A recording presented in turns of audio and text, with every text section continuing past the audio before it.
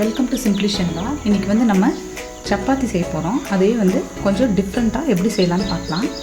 நான் சப்பாத்திக்கு வந்து கோதுமை மாவு, ரஸ்தாலி பழம் ஒன்று எடுத்திருக்கேன், தேங்காய் பால் கொஞ்சம் எடுத்திருக்கேன். இப்போ பழத்தை வந்து நம்ம பொடி பொடியாக கட் பண்ணிக்கலாம்.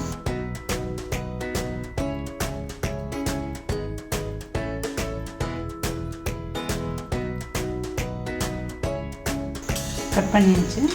இப்போ இந்த மாவில் வந்து நம்ம கொஞ்சம் உப்பு ஆட் பண்ணிக்கலாம். அது கூடவே பழத்தையும் ஆட் பண்ணிக்கலாம்.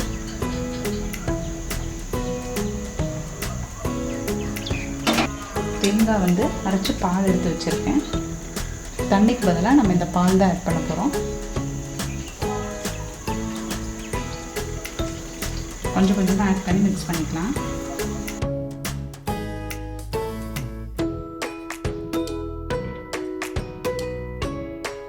கணியும் போதே பழத்தையும் நல்லா மசிச்சுக்கோங்க.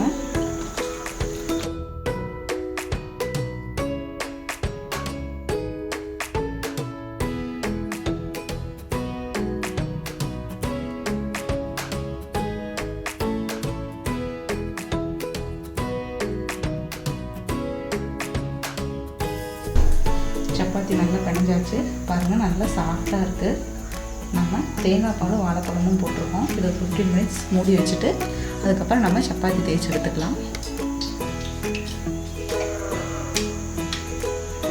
பாருங்கள், 15 மினிட்ஸ்க்கு அப்புறம் வச்சு நம்ம சப்பாத்தியை தேய்ச்சி எடுத்தாச்சு. நல்லா சாஃப்டாக இருக்குது. தேய்க்கும் போதே நல்லா சாஃப்ட்னஸாக இருக்குது. ரேஷன் கடையில் வாங்கின கோதுமை மாவில் தான் செஞ்சுருக்கேன். நம்ம தேங்காய் பாலும் பழமும் போடும்போது நல்லா சாஃப்டாக இருக்கும். நம்ம கடையில் வாங்கி செய்யணுங்கிற அவசியம் கிடையாது.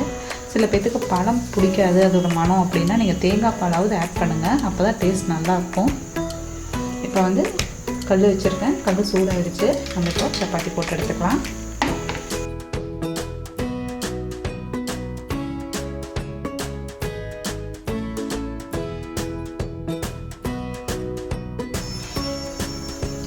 நம்ம பழமும் தேங்காய் பாலும் ஆட் பண்ணும்போது நமக்கு அது வேகும்போதே ஒரு நல்ல மனம் இருக்கும். டேஸ்ட்டு பார்த்திங்கன்னா நல்லாயிருக்கும். நம்ம இதில் பார்த்திங்கன்னா தண்ணியே ஆட் பண்ணல, ஃபுல்லாக தேங்காய் பால் தான் ஆட் பண்ணியிருக்கோம். குழந்தைகளுக்கெல்லாம் பார்த்திங்கன்னா தேங்காய் கொடுத்தா சில குழந்தைகள்லாம் சாப்பிட மாட்டாங்க. இந்த மாதிரி போட்டு கொடுத்திங்கன்னா வயிற்றில் புண்ணு இருக்கோ இல்லை வாயில் புண்ணு இருக்கிறதெல்லாம் நல்லா ஆறும். சப்பாத்தி வெந்துருச்சு. இப்போ நம்ம இதை எடுத்துக்கலாம்.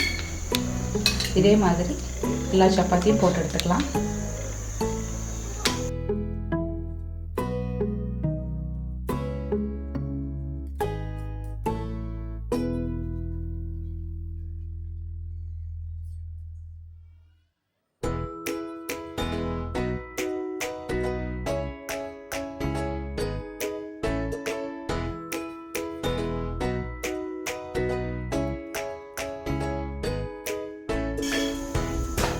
அவ்வளோதான், நம்ம எல்லா சப்பாத்தியும் சுட்டு எடுத்தாச்சு.